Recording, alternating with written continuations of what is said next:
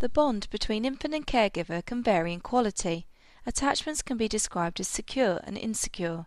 Secure infants use their mothers as a safe base to explore. Insecure infants, in contrast, do not. Ainsworth carried out research into different types of attachment using the strange situation procedure. She carried out a controlled observation of 1-year-old American infants with their mothers in a playroom set up for the investigation. She observed their behaviour when separated from their mother, on reunion, alone, and with a stranger who entered the room. The infants' reactions to the scenarios led to their classification as one of 3 types of attachment. Secure infants were happy to explore the room, upset when the mother left, but easily comforted when she returned. They were also wary of the stranger when left alone with them. Insecure avoidant infants did not seek proximity with their mothers, and when she left the room they showed some distress.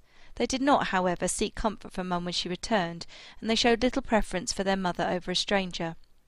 Insecure ambivalent, sometimes called insecure resistant infants, were very upset on separation, but they show anger and rejection on their mother's return.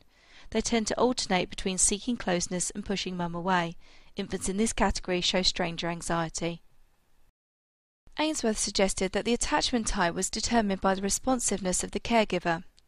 The sensitive caregiver who responds to her child's needs, according to Ainsworth, will produce a securely attached child, with insensitive caring leading to the insecure types.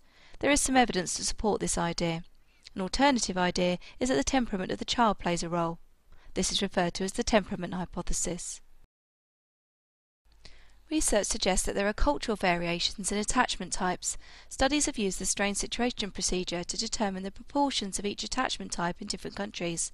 For example, Bannister, Dunn and Cronenberg carried out a meta-analysis of studies across countries, such as China, the US and West Germany, and found a number of similarities and some interesting differences.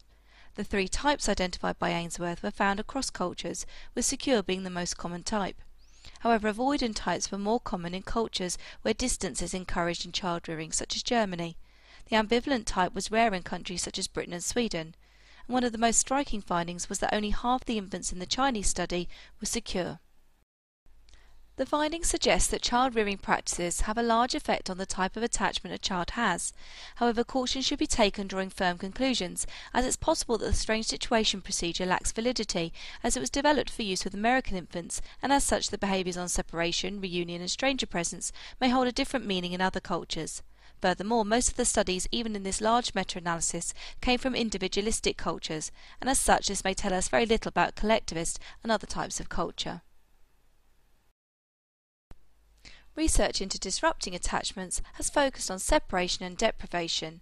This is where a child who has had an emotional bond ceases to have this for a period of time. The short-term effects of separation are summarised as the PDD response. This involves protest, where the child cries angrily to stop the separation, despair, where the crying subsides and gives way to a more withdrawn response, and finally, detachment. There are a number of studies into the effects of separation and deprivation. These include Robertson and Robertson, who found that John, a little boy who spent 9 days in a residential nursery, showed anger and resentment towards his mother when she returned, and Bowlby, who found that children he described as affectionate psychopaths were more likely to have experienced separations in early childhood. The conclusions of these studies suggest that Bowlby was right in his maternal deprivation hypothesis, that separations in early childhood should be avoided. Research has also looked into when attachments do not form at all. This can be through privation or extreme emotional neglect, or the result of early institutionalisation. Case studies into privation have revealed that the effects on social development can be far-reaching. However, in some cases this appears to be recoverable. In a natural experiment, Tizard and Hodges found that after 4 years of privation, children who were adopted had better relationships with their carers than children who returned to live with their biological parents. Studies into institutionalisation also tell us much about privation, as in some institutions, closeness with staff is discouraged. In another natural experiment, Rutter et al. Found that children adopted from a Romanian orphanage after the age of 6 months were more likely to show signs of the disinhibited attachment than children adopted before the age of 6 months. Although Bowlby would predict that the effects of privation and early institutionalisation would be devastating for social development, there are a number of studies that suggest that actually the effects under certain circumstances can be recoverable.